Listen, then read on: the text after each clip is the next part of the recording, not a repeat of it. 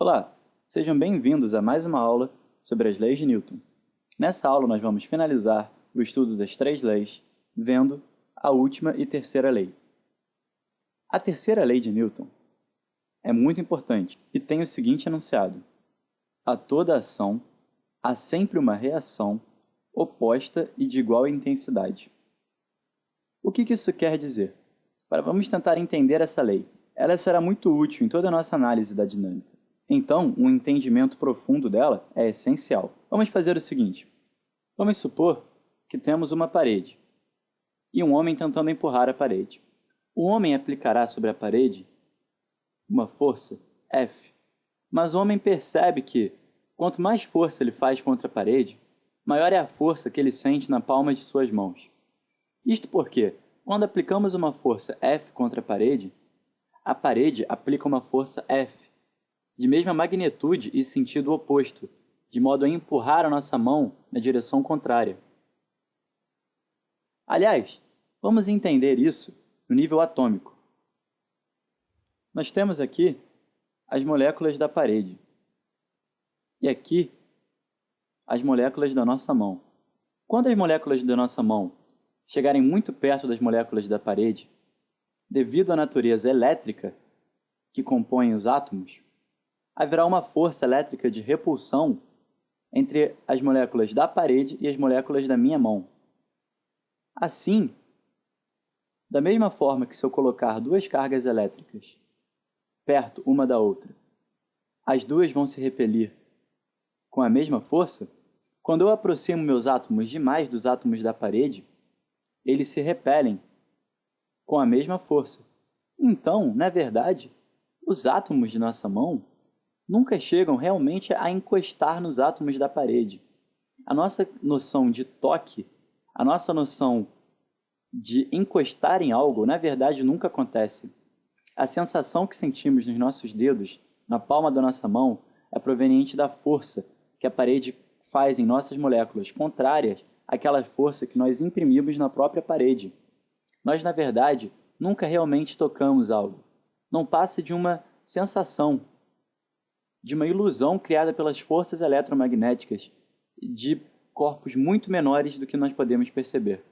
Outro exemplo da aplicação da lei de ação e reação é se estivéssemos em uma pista de gelo e tivéssemos dois patinadores. Esses patinadores estão usando patins de patinação de modo que eles podem deslizar livremente sobre o gelo. Agora, se os dois patinadores se empurram em determinado instante, o que vai acontecer é que ambos vão ser propelidos em direções opostas, pois esse patinador empurrou este com esta força, mas este patinador empurrou este com a mesma força, pela lei da ação e reação. Agora, se supormos que esse patinador pesa 80 kg e que esse pesa 60, dado que a aceleração que esse patinador adquiriu foi de 10 metros por segundo ao quadrado, qual seria a aceleração adquirida por esse? Bem, nós temos que pela terceira lei de Newton, a força que atuou sobre o primeiro patinador deve ser igual à força que atuou sobre o segundo, porque as duas juntas formavam um par de ação-reação. Só que da segunda lei, nós sabemos que nós definimos força como sendo a massa de um corpo vezes a aceleração que ele adquiriu.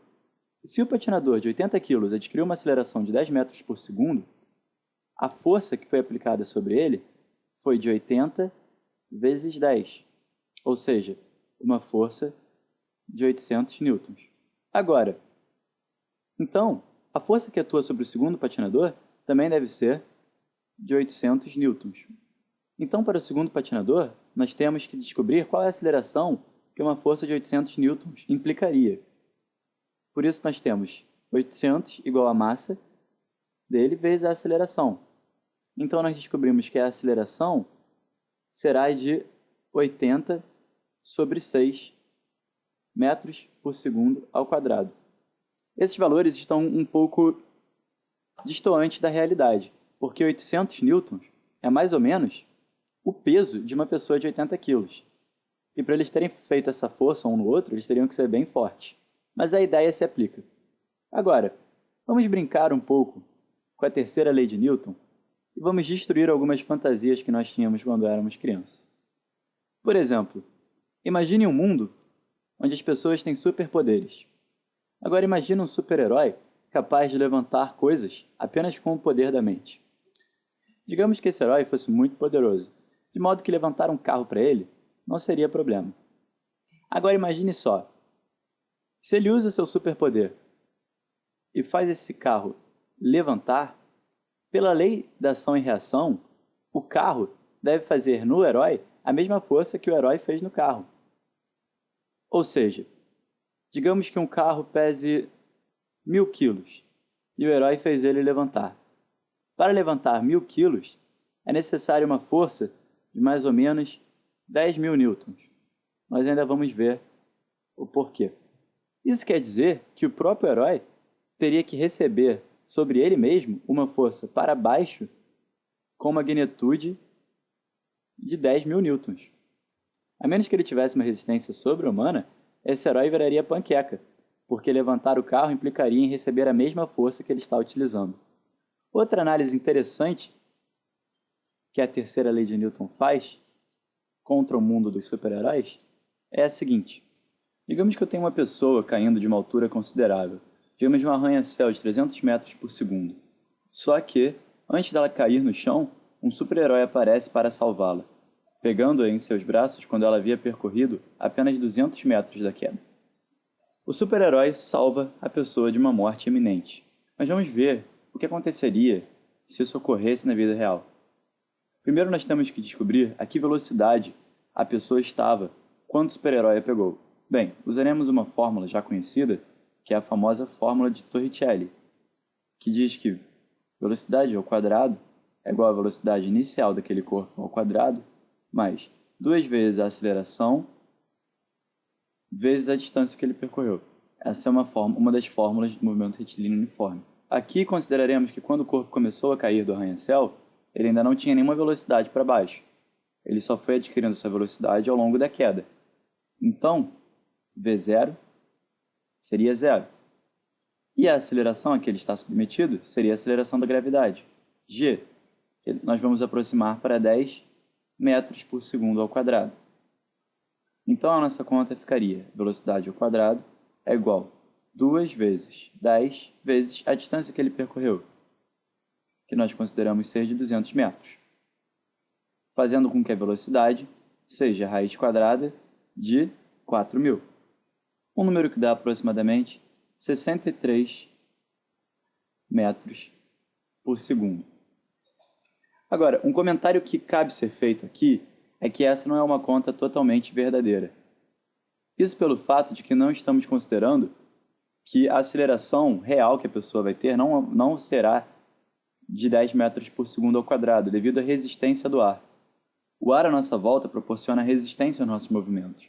Nós podemos perceber isso fazendo a simples experiência de entrar dentro de uma piscina e tentar mover o corpo. Nós veremos que a água ela se opõe aos nossos movimentos.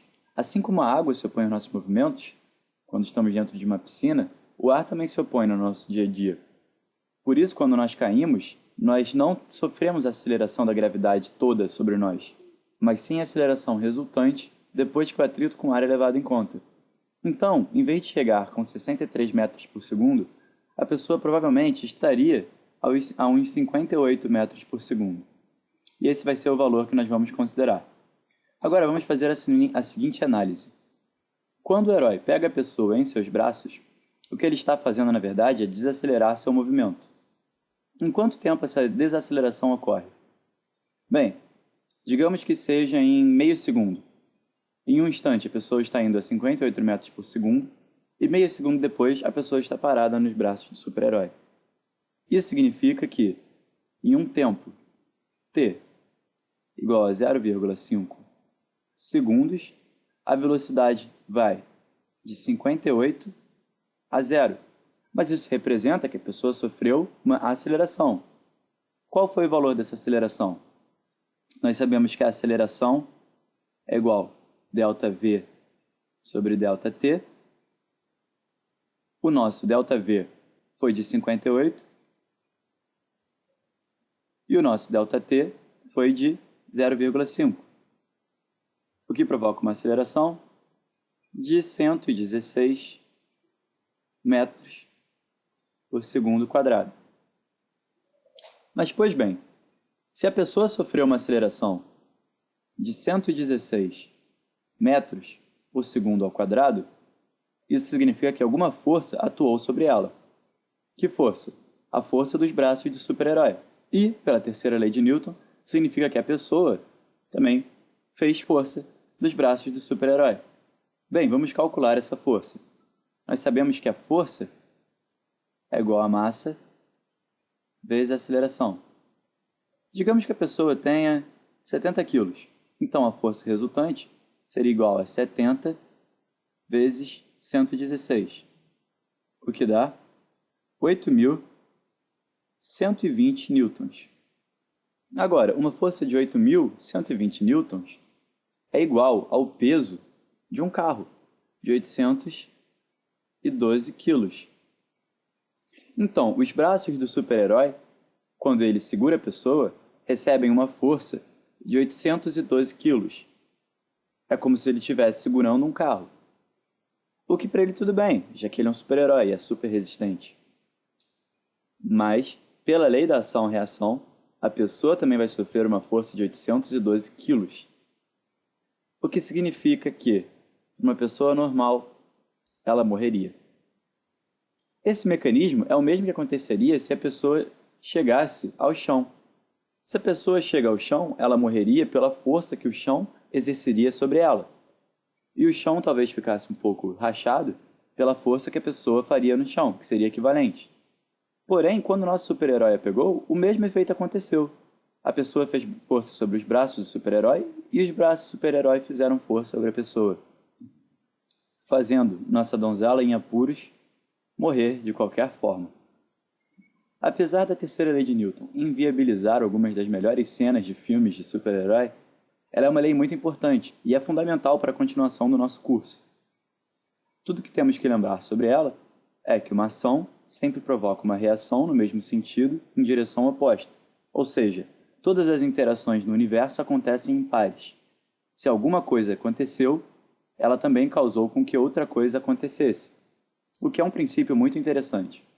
De posse desse princípio, nós poderemos dar continuidade ao nosso curso, aprendendo a usar essas 3 leis e os nossos conhecimentos prévios de cinemática para entender melhor o movimento geral dos corpos. Até a próxima aula, então.